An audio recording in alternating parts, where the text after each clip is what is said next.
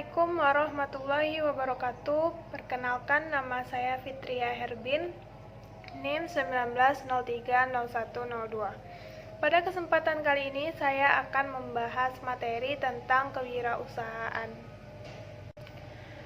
Di poin pertama, kita akan membahas tentang konsep-konsep kewirausahaan. Adapun konsep-konsep kewirausahaan terdapat 4. Yang pertama yaitu melakukan observasi lapangan. Sebelum kita melakukan suatu usaha, kita harus meninjau lingkungan di sekitar kita. Kita harus meninjau produk apa yang sedang laku di pasaran, sehingga kita dapat menemukan usaha yang cocok untuk kita. Yang kedua yaitu menentukan ide usaha. Setelah kita melakukan observasi ke lapangan, maka kita akan mendapatkan ide usaha yang cocok untuk kita sesuai dengan data yang telah kita dapatkan pada saat melakukan observasi di lapangan. Yang ketiga yaitu melakukan persiapan usaha. Setelah kita menemukan ide usaha yang cocok untuk kita, maka kita harus memulai mempersiapkan semua hal yang dibutuhkan pada saat kita menjalankan usaha kita, seperti modal dan tenaga kerja. Modal yaitu berapa modal yang harus kita keluarkan pada saat memulai bisnis, dan juga mempersiapkan tenaga kerja sesuai dengan keahliannya masing-masing. Yang keempat yaitu memulai usaha. Setelah mempersiapkan semua yang diperlukan, maka selanjutnya kita akan memulai usaha sesuai dengan apa yang telah kita rencanakan dan kita idekan sebelumnya. Selanjutnya, pada poin kedua, kita akan membahas tentang definisi kewirausahaan. Definisi kewirausahaan sendiri sikap, perilaku, atau kemampuan seseorang untuk menciptakan sesuatu yang baru secara kreatif dan inovatif yang sangat bernilai dan berguna bagi diri kita maupun orang lain, sehingga dapat menambah nilai pada sesuatu yang kita lakukan tersebut. Oke, di poin ketiga kita akan membahas tentang syarat-syarat menjadi seorang wirausahawan. Syarat yang pertama yaitu untuk memulai suatu usaha kita harus memiliki modal. Karena jika tidak memiliki modal, maka kita tidak akan bisa memulai usaha. Modal dapat berupa sarana atau prasarana yang bisa digunakan untuk menjalankan bisnis tersebut. Yang kedua syaratnya yaitu berani. Jika kita berniat memulai sebuah bisnis, maka yang kita harus memiliki sikap berani, yaitu berani dalam menanggung. Karena dalam berbisnis, kita akan selalu dihadapkan pada resiko-resiko yang kita ambil melalui keputusan, baik itu resiko yang baik maupun itu resiko yang negatif. Tapi biasanya seorang pembisnis, dia akan mengambil resiko negatif yang kecil dengan untung yang besar. Yang ketiga yaitu seorang pembisnis harus memiliki sikap kreatif dan penuh dengan inovasi. Karena dalam menjalankan bisnis, kita harus terus melakukan pembaruan dalam bisnis kita dan tidak monoton, sehingga kita dapat mengikuti perkembangan zaman dan bisnis kita insya Allah akan berjalan dengan lama. Yang keempat yaitu memiliki prinsip dan disiplin. Seorang pembisnis atau pengusaha harus memiliki prinsip dan berpegang teguh terhadap prinsip yang ia miliki tersebut. Prinsip tersebut harus ia pegang teguh dan ia turunkan kepada karyawan atau pegawai-pegawainya, sehingga juga akan dijalankan di dalam usahanya tersebut. Yang selanjutnya yaitu tidak cepat puas dan selalu bersyukur. Dalam melakukan usaha, kita tidak boleh cepat puas, karena itu akan mengurangkan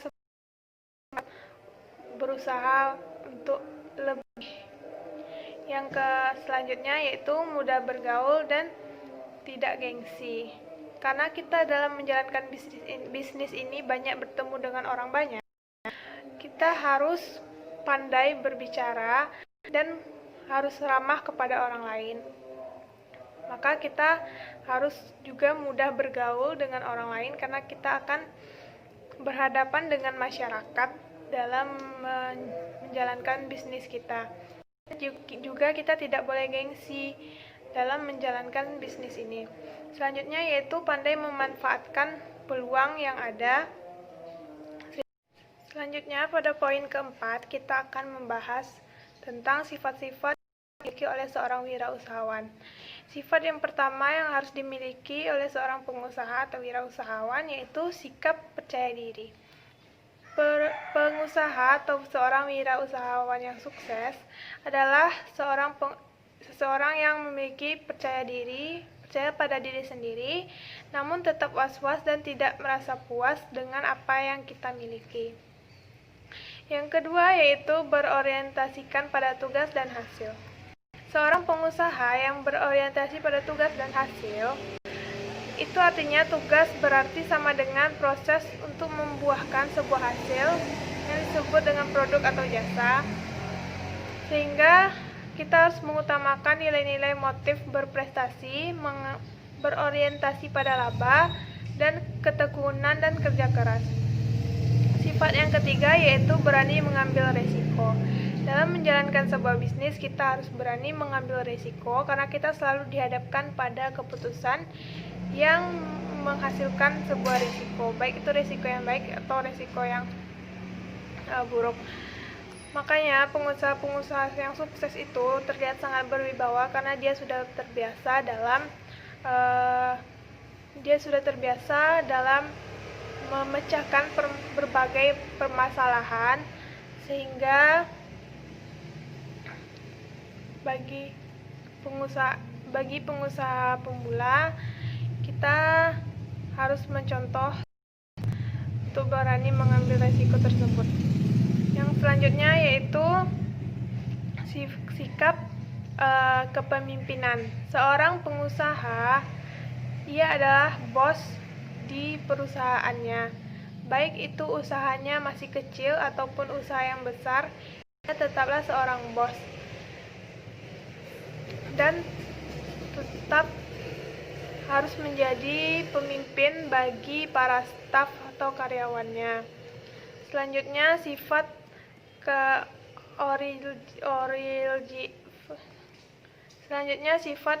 berorientasi ke masa depan.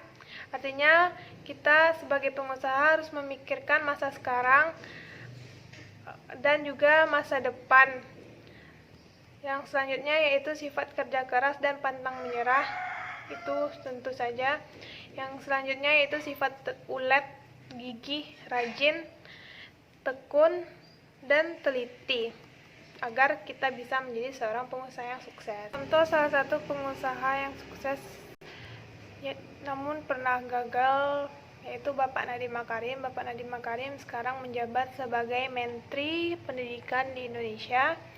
Namun sebelum menjadi Menteri Pendidikan, ia pernah merintis bisnis besar yang sekarang sangat terkenal, yaitu bisnis transportasi online dan terbesar di Indonesia, yaitu PT Gojek Indonesia. Saat mendirikan PT Gojek Indonesia, ia mendapat banyak cibiran dari berbagai kalangan. Ia mendapat banyak cibiran yang mengatakan bahwa itu tidak akan sukses. Namun ia tidak menyerah, dia tetap semangat, dan kita lihat sekarang Gojek menjadi salah satu transportasi online terbesar di Indonesia, bahkan di Asia Tenggara. Selanjutnya yaitu model-model wirausaha. Yang pertama yaitu wirausahawan rutin. Wirausahawan rutin yaitu wirausahawan yang melakukan kegiatan sehari-harinya yang cenderung hanya terfokus pada pemecahan masalah dan pembaikan standar prestasi standar prestasi nasional. Fungsi wirausahawan rutin adalah mengadakan perbaikan terhadap standar tradisional, bukan penyusunan dan pengalokasian sumber-sumber daya. Yang kedua yaitu wirausahawan arbitrase, yaitu wirausahawan yang mencari peluang melalui kegiatan penemuan dan pemanfaatan. Misalnya bila tidak ada permintaan pasar terhadap sebuah produk, ia akan membeli sebuah produk dengan harga murah dan ia akan menjualnya dengan harga yang mahal. Yang ketiga yaitu wirausahawan inovatif. Wirausahawan inovatif adalah wirausahawan yang dinamis yang menghasilkan ide-ide baru dan kreasi-kreasi baru yang berbeda dengan para wirausahawan lainnya. Ia merupakan promotor dan pencetus bisnis atau ide, bukan hanya memperkenalkan dan teknik dan produk baru tersebut, ia juga sebagai pemasar dan sumber pertama ide tersebut. Selanjutnya yaitu kita akan membahas tentang etika dalam berbisnis. Etika dalam berbisnis yang pertama harus jujur. Para pembisnis harus memiliki etika jujur pada saat berbisnis. Yang kedua yaitu saling mempercayai antar rekan bisnis. Yang ketiga yaitu tidak ingkar janji. Yang keempat, etika berbisnis yaitu saling menghargai. Contoh etika bisnis yang pertama yaitu contoh-contoh etika bisnis, salah satunya yaitu menyebutkan nama pada saat baru berkenalan. Yang kedua, pada saat berkenalan itu kita harus berdiri saat memperkenalkan nama. Yang ketiga yaitu ucapkan terima kasih setelah mengadakan pertemuan atau ucapkan terima kasih sudah datang terhadap rekan bisnis kita tersebut. Selanjutnya kita akan membahas tentang hukum bisnis. Hukum bisnis yaitu seperangkat hukum yang mengatur masalah-masalah perdagangan atau masalah yang timbul karena tingkah laku manusia dalam berbisnis. Contoh dari hukum-hukum bisnis atau hukum-hukum dalam perdagangan yaitu hukum perdata atau KUHP perdata. Yang kedua yaitu hukum dagang atau KUH dagang. Yang keempat yaitu hukum publik atau pidana ekonomi atau KUH pidana. Yang keempat yaitu peraturan perundang-undangan di luar KUH perdata atau KUH pidana atau KUH dagang. Sekian materi kewirausahaan dari saya. Apabila ada kesalahan, mohon maaf. Wabillahi taufiq wal hidayah. Assalamualaikum warahmatullahi wabarakatuh.